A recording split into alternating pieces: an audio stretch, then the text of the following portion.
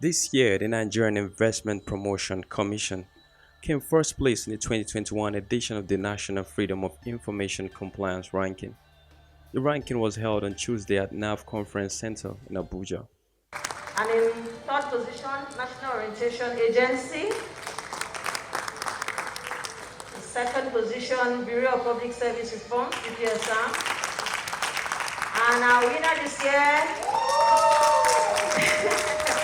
Nigeria Investment Promotion Commission, NIPC. Please a round of applause. Start convention. We are being ranked by international agencies in terms of service delivery by providing authentic information to investors. So the FOI just came to give NIPC a boost because we now have a local ranking process to assess our performance in terms of mandate execution. So the job of NIPC is not just about ranking, it's actually embedded in our act. And what we are doing in compliance with the act, to me, is just accidental. And I want to assure you, by the grace of God, we shall retain this position. Because A major highlight of the event was the panel discussion held in order to find solutions to non-compliance among public institutions. Members of the panel include representative of the head of FOI unit of the Federal Ministry of Justice, Mariah Obafemi, the Assistant Director of the NIPC, Sambo Isiaku, and the Senior Legal Officer for African Regional Work of the Open Society Justice Initiative, Maxwell Kadiri. The editor of the ICIR, Ajibola Hamzat, who serves as the moderator of the discussion, said less than 25% of the public institutions have so far complied with the FOI rules. He questioned the effort of the ministry in getting MDAs to comply and how their inefficiency is undermining the promises undertaken by President Muhammadu Buhari in regards to open government partnership commitments signed in 2016. Your ministry is a supervising ministry for the implementation of FOI, and I'm aware that every February you are expected to get a report from every public institution as to the level of compliance from each of them. But the report I got in the media shows that the performance is remarkably good in terms of the number of submissions that you get every year.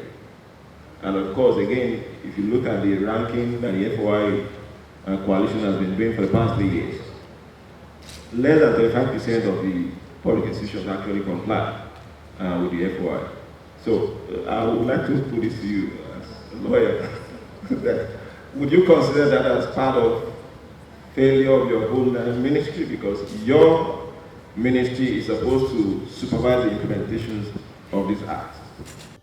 Meanwhile, in a response, the legal officer representing the head of the FOI unit of the Federal Ministry of Justice, Mariah Obafemi, said effort has been put in place by the FOI unit in the Ministry of Justice to ensure adherence to guidelines, but compliance is still low. Is the ministry that has the oversight responsibility of checkmating on all public institutions to comply with the implementation of the Act.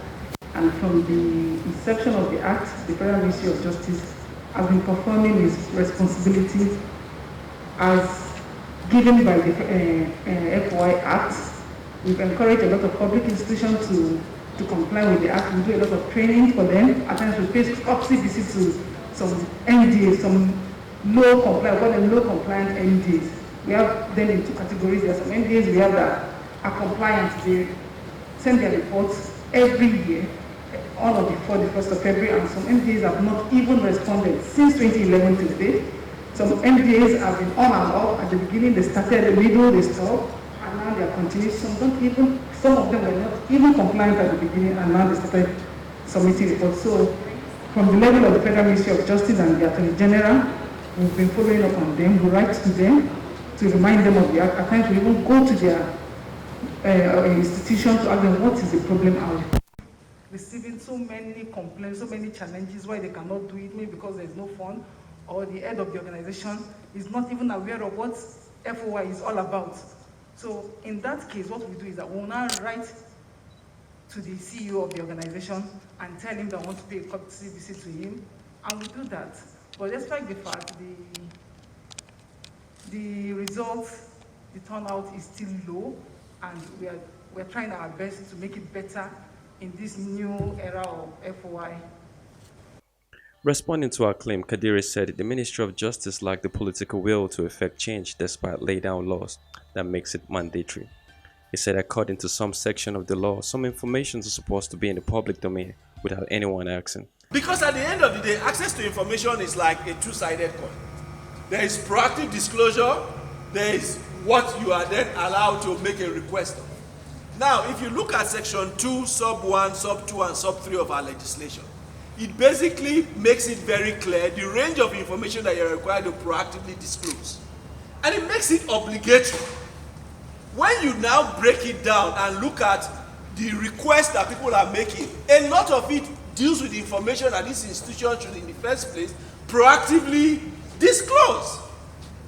Sambo, whose organization came second in the 2020 edition, advised his counterpart in other MDAs to see the FOI Act as a law to comply with. I want to encourage all MDAs to please read the Act. It's very easy to comply with, particularly the guideline issued by the Federal Ministry of Justice. And like he said, the exemption areas are there for disclosure of information. And you can do yourself a lot of good by proactive disclosure. Like in NIPC, if you receive information that is already disclosed, we only refer the requester to the website to get the same information you're requesting through manual writing. Okay. The ranking, which started 7 years ago, is organized annually by a coalition of civil society organizations, which includes the International Center for Investigative Reporting, Public-Private Development Center, Basic Rights Watch, Rights to Know, Media Rights Agenda, and Budget.